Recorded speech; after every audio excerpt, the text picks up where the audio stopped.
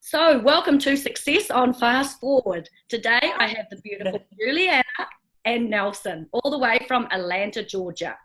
Hi, guys. Good. How you everybody. doing? How are you? What time is it over there? 8:30 p.m. Yes. Oh, thank you 8:30. so much for tuning in at this time then. I know it's nearly bedtime, but you're looking gorgeous there. So, yeah. So, thanks for joining me. I'm Well, sorry, sweetie. What time is over there? Oh, it is 12:30, lunchtime. Oh, wow. Lunchtime. Yeah, lunchtime, bedtime. What day though? What day? We are on Tuesday. On Tuesday. We're still on Sunday. Sunday. Oh, Yeah. I knew you guys were behind me. So I got to meet these beautiful people in November last year in Los Angeles, and it was just incredible to meet you guys. And I think you heard me speak. I'm not sure, or were you in bed still? Oh, you did, because it was first thing in the morning. It was awesome. It was Okay. awesome. The energy, always the energy. Definitely. Yeah, no, I love you guys. That day. Yeah. So today, it's really about, we want to know a bit more about you. I know you guys are in real estate. I know you do some property investing and stuff as well. So just tell us a little bit about, first of all, your real estate and how's it going for you at the moment? Okay, you and me. Yes. Ladies first. Ladies first. Okay.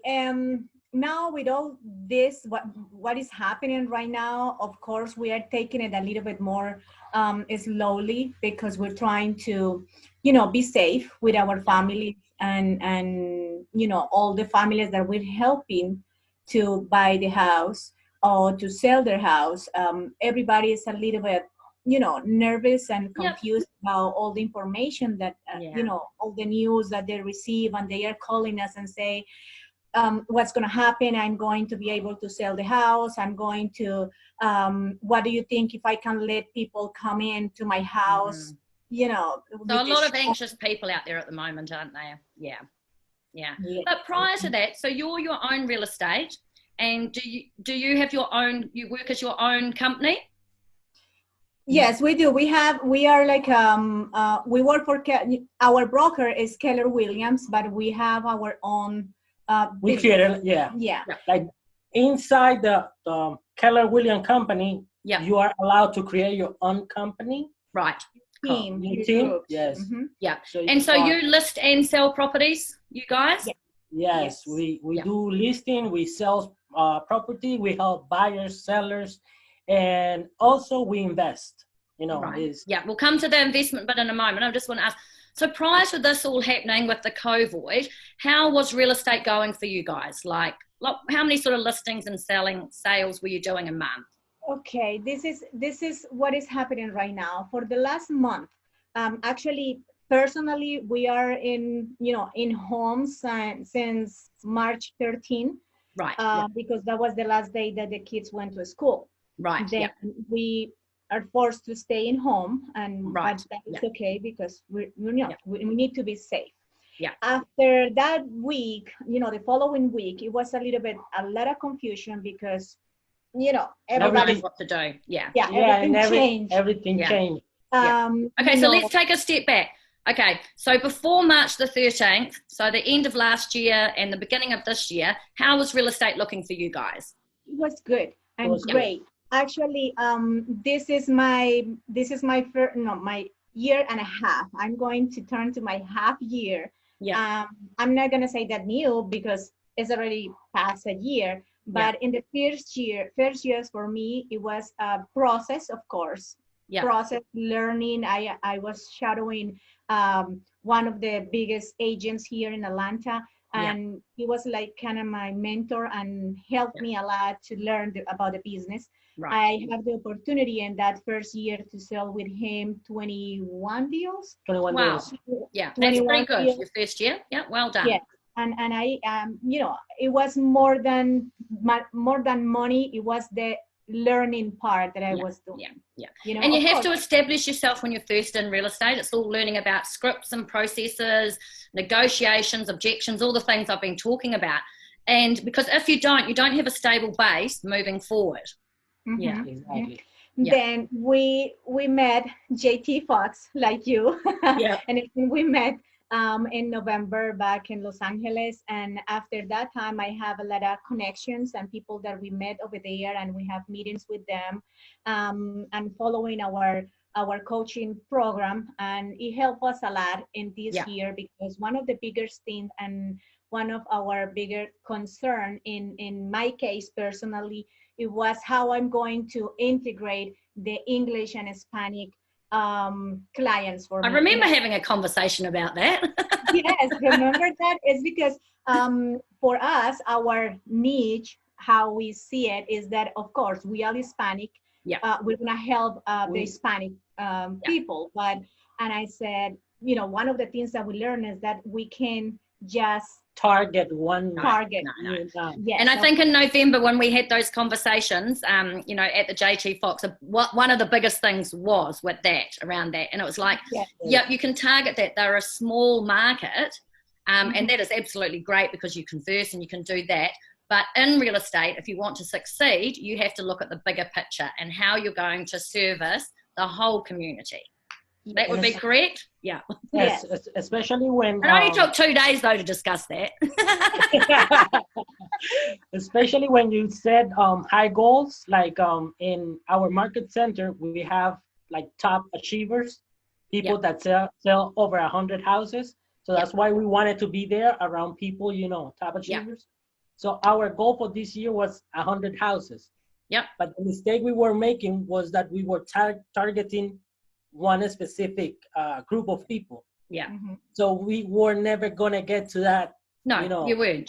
You can't do that within just that one community. You need to broaden out. So this is really good learning for real estate agents that are coming into the business, because there's two things. People either go really broad and don't focus, or they go too narrow. And I think that's the thing. It's like, if you've got goals that you want to achieve, and they're big goals like you guys, and I believe you'll achieve them, you just have to open up the gates a little bit bigger than what you were. Yeah. Exactly. Yes, definitely. And that's when the coaching part came in. Yeah. Because it's really important having, have a coach, a person that can guide you to get to those goals. Yeah. Yeah. You have to, and it keeps you accountable as well, doesn't it? Exactly. Yes, exactly. And it's good when you receive, for me, this is the first time in my life that I have a coaching session, or I have a coach, and when they tell you in your face, this and this and this is what you're doing incorrectly, and you have to change it, if not, you're not going to be successful. It's hard, because you're faced, what is your problem? And that helped us a lot, because in these 3 months, we're changing our publicity, our marketing. We're doing it more bilingual. I can't left apart the Hispanic part, because I need to help the Hispanic and that's the thing with having you guys have got great coaches, and I think that's the biggest thing, is that with anyone going into real estate, is you can fly by the seat of your pants and just go and think you're doing everything right. But if you streamline things right from word go and have everything leading in one way, and you've got a coach that's accountable to you, and you know what? Fear is the biggest thing from a coach. If they do tell you, oh, you're not doing that right, why would you be still doing that? And it makes you actually analyze yourself. But if it's husband or wife, then it's never, ever going to work, because you can't be accountable to each other.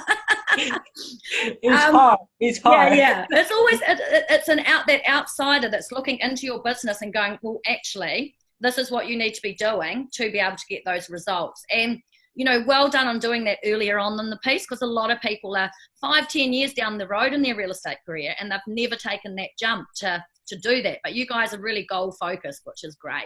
Yeah. What it pushed us to get a coach was we see a lot of real estate agents, but not everyone take it like a business. They just change from a job and they create another job. Yeah. We wanted to create a business. Yeah. So and real estate is a business. Real estate is your own business. I see it a lot. There's a lot of real estate agents out there. They think the phone's going to ring, and I'm going to get all these listings. It doesn't work. You have to prospect. You have to do this on a daily basis. It's your own business. Yeah. Yeah, you have to do homework. It's like right now we are at home, but I think we are working twice as much as what we used to work before. I have been as well. I understand. Yeah. Yes, like the days are long. Yeah. Like, It's like Yeah. really is for. I know. We're tired already. But I'm sorry. the thing is though, hun, once you know where there's the uncertainty is gone, who's going to be the people that's going to be succeeding? It's you guys that have been doing the long hours, not the ones that haven't been putting in the work. Like, it's not a holiday, it's a protect a virus from, you know, getting a virus in your family. It's not a holiday. It's like, let's do whatever we can, you know, to do this. Yeah. What sort of average price is the house ranges where you sell? Okay, what the prices that we have right now? Just roughly. Months, yeah, like 250, 350. yeah. Yeah. Between 250, 350, 350. Yeah. Yeah, and yeah, so we don't have we have that here, and I sell a lot of those as well. But it's 250 is probably quite scarce properties around that 250 mark. Yeah. What sort of what was I going to say? So what's the biggest things from your coaching that you've been working through? Okay, the part that we need to think that we have to change the way that we present our service to everybody. Yeah. That we to give more value to the customer, like always going like 2-3 steps ahead of the customer to wow the customer, so you can have that customer, you know, be loyal to you. Yeah, you need to be able to deal with any objection, because it's all the same in real estate. So be ahead of them. You know what they're going to say. You know they're going to say how much is marketing, how much is commission, how much is this. So talk to them about that, you know, as well. That's it. But it's also about, people don't want to hear how good you are or what you've done. They want to know how you're going to add value to them. They don't really care if you're the #1 real estate agent in New Zealand. They just want to know, how are you going to sell my house and get a good price for me? And tell me how you're going to do that. Would that be fair to say? Yes. It's like we have one case right now with a client of us. He wanted to list his house. We know we could get top dollar for his house, but we need some changes in the house. Right. Yeah, the guy didn't have the money. So we stepped in, we bought the paint, we went in, we paint the house, put it ready in the market, you know, so he didn't have to worry about, you know, the paint and the extra cost, but we guarantee him that we're going to get him that top dollar. Yeah. Yes. And that's, you know, that's special, going over and above. And sometimes it's just little things, like I offer 3 to 5 hours cleaning, either prior to photos or when they're moving out, or it could be gardening, just to take that stress off them. And, you know, it's those little things that people like. One of the things that, now that you mentioned that about the pictures, now we're trying, you know, actually tomorrow I was talking to him today that we have to hire a company to get, you know, take the pictures in this house we're going to list. But we want to spend a little bit more money because we want a really nice virtual tour. Not just the virtual tour, is like a open house tour, something that the people need to be able to visualize. Exactly, because now what's happening, people are not going to see the houses like a month and a half ago. So now you gotta sell through their eyes. So you gotta do it really nice. They've got to actually see that's not just a lounge. That lounge leads on to this and this and this. We have to adjust this. You know, we have to adjust in what is happening. Now that before, Sonia, that you mentioned that about the rejections, about what we, you know, what obstacles we find when we are trying to help either a seller or a buyer in this case. When you mentioned that, I find, because I'm more on the buyer side and he's in the listing side. One of the biggest problems that I find out is about the credit. Here in the US, the credit is really, really important. And another thing is that there are a lot of people that don't know how to do the taxes. You know, when they are ready to prepare the taxes, I don't know if they don't know, or they go to a person, prepare person, or not CPA. They don't go to an accountant. So you've got to have them more or less their credit ratings, like their pre-approval to get a mortgage, isn't it? Yes, but look what I'm doing now. in November, we met another person to over there in Mega Success, and they introduced to us, and we met with him here and his team about the credit. I'm sorry, no, about the taxes. Then we're partnering with him, and what I find it is that when I have a client that is had problem with the the taxes, I helping him. We have to our real estate business, we have two other businesses where we can help people with their credit score. If it's not good to buy a house, we take that person and put it in the position where they can qualify for the house. And that's really good. Yeah, it's an addition to the service that you're adding and the value that you're adding, which is absolutely amazing. Yeah. Yes, because you don't need here in the US, you don't need a credit just to buy a house. It's in general. For everything, You have to have a good credit to open doors for you. It's not just to be qualified for a house. It's for a lot of things. Then just to protect water for your house, your utilities, you need a good credit to do that. Then in this case, I'm trying to explain to clients it's not just that you're spending to fix your credit, you are investing in your credit. Then they see the value and they do it. Then when we start that process and they are ready, is when I jump in again with the process of the house. Then it's really nice because all this idea is like doing in these last 3 months. But what is happening right now? What I'm doing right now is doing Zoom calls. A lot of Zoom calls with Zoom calls. Yep.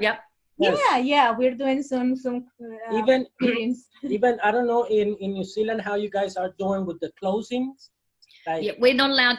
You mean closing? Closing, when you with the house, We're not allowed to enter into any houses at the moment. So there's none of our settlements have happened. I'm not allowed to really sell anything unless it's online. So we're hoping this afternoon that we're going to hear it for whether it goes down to level 3. And that if we go down to level 3, then we're actually allowed to take buyers through the house, no open homes. But we haven't been able to do that for a month now.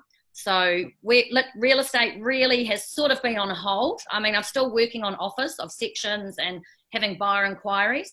But as you say, it's just getting videos of the houses and doing that. But we're not allowed in houses at the moment. We were nervous around a month ago, 3 weeks ago, because we didn't know if we, as a real estate agents, we don't know if we were essential workers. No, apparently we're not essential. I thought I was essential, but anyway. That's my singing part. Oh, okay. And here we are. They tell us, in our market center, they tell us that we have to go around with our license, the wallet license that we have, and a letter, from the government where it say clearly that we are essential. Then we can go out and do business. But what we are finding is that the attorneys, we have to do the closings here. I don't know. Closings over there is when, I don't know if it's the same term. Well, explain to me what closing is. Okay, closing is when you go to the table and sign the transaction. Okay, so no, we have to, all of that has to be online. Okay. No. Can you not do any of that online? But usually that's how it works over there? Quite often, because we've got people in different places, or it's an hour or two to get them to sign an offer by the time you go back and forth.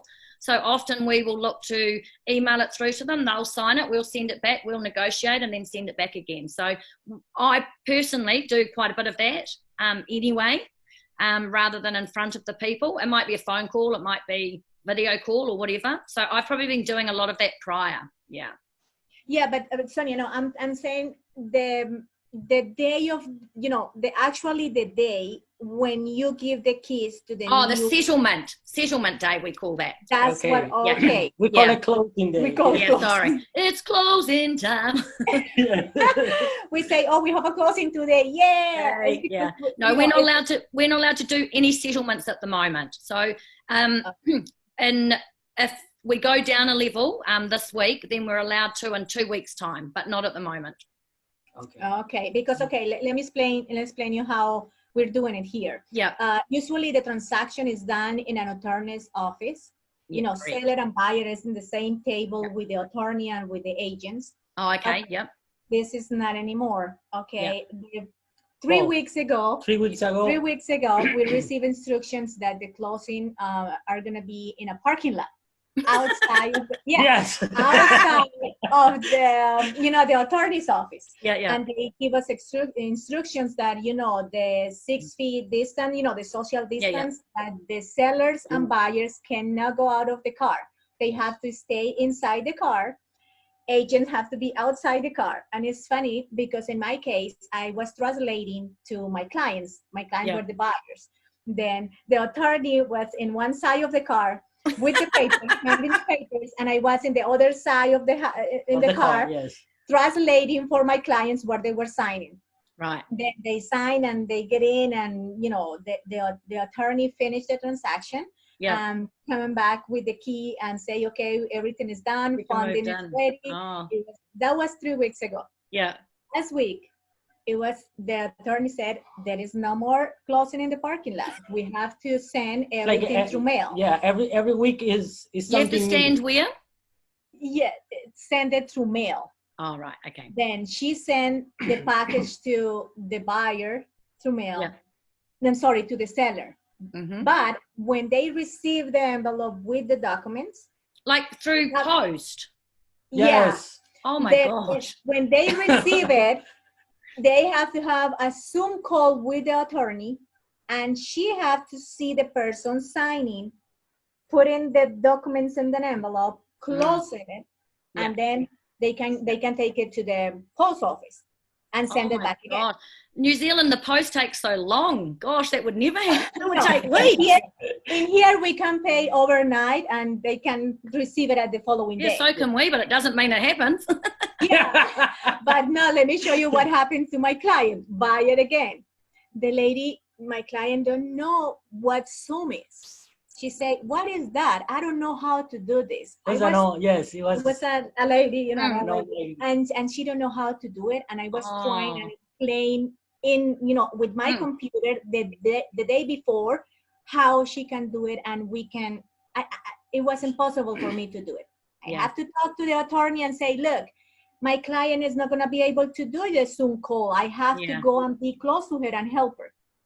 Me again, back to the parking lot, receive the envelopes, give it to my client, and she was in my computer in her car, seeing the attorney, and I was again explaining what she was signing. It was really fun, but funny because this is not normal. It's like that you have to adjust. There will be some changes on, that will be positive changes, I think, from some of this. But did Donald Trump come up with that car park one? I don't want to mention. No comments. Sorry, I've just never heard anything about it. Oh, that's just like, I couldn't imagine our lawyers here would even contemplate doing that. Really, yeah. Yes, nobody. So what's the third part to your business then? So there's the real estate, the credit rating, and you said there was a third one, Nelson. We also buy houses, and we fix them and sell them. Yeah. We call it flip. We have a marketing campaign where we go around the city and post these everywhere. Buy houses fast, fair, and friendly. Who's that talking about? All us. So whenever we have a seller in need, we can step in and help him, get a good deal for his house. We can close in 2 weeks. Oh, that's good. Yeah. Have you done many investments? Say that again? Have you done many of those investments? Now we have done a few. Yeah. Last year we did a few, but then for a few, like last 2 months, 3 months, we concentrated in the real estate because we are building a team. Yeah. But now with what's happening, there's a lot of opportunities out there. Yeah, there'll be lots and lots of opportunities right now. So now we are shifting to the investment. Yes, to the other side too. Yeah. Because that's yes.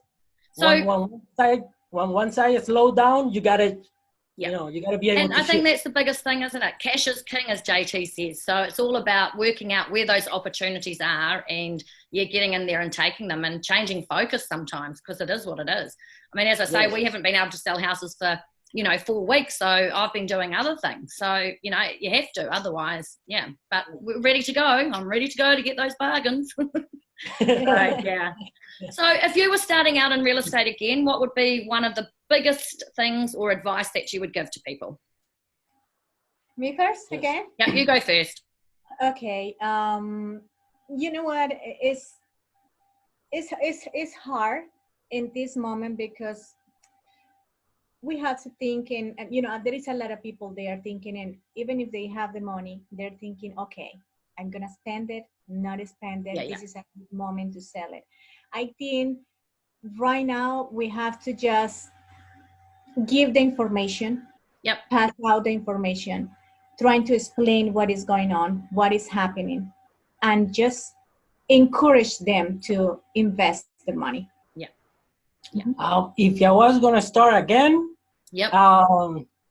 believe in myself. I mean, if you start in this business, thinking that you are not good at something, that you are not good at talking to people, that you are not. I mean, if you have doubt yourself, you're not gonna make it. Yeah, exactly. And it's like that mindset. Reggie says a lot about it, and I teach a lot of it as well.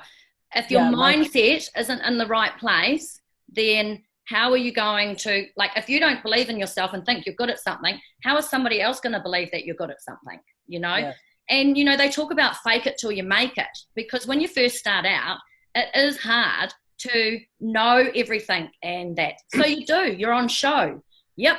Oh, I'm not sure about that, but I'll get back to you. So, you're always on show, and that's what you've got to do. So it's being in the here and the now, asking questions, and then, going for it. Yeah. And always having the right mentality. Like you say, some people said, fake it until you make it. We'd rather act like we already made it, Yeah, exactly. And that's how I mean it as well. You know what I mean? I mean, go out and do it rather than sit back and not do it because you don't believe you can. That's what I mean by, Mm-hmm. I've never had to fake it. It's all good. I'm really good at it. I know how to talk to people.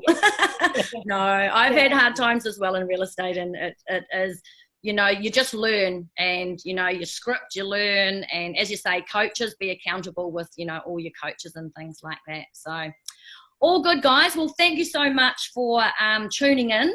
And if anybody would like to contact these lovely people, it will be on my Facebook page, and you can connect with them either via me or through them directly, and I will be posting that soon. So thanks a lot, guys.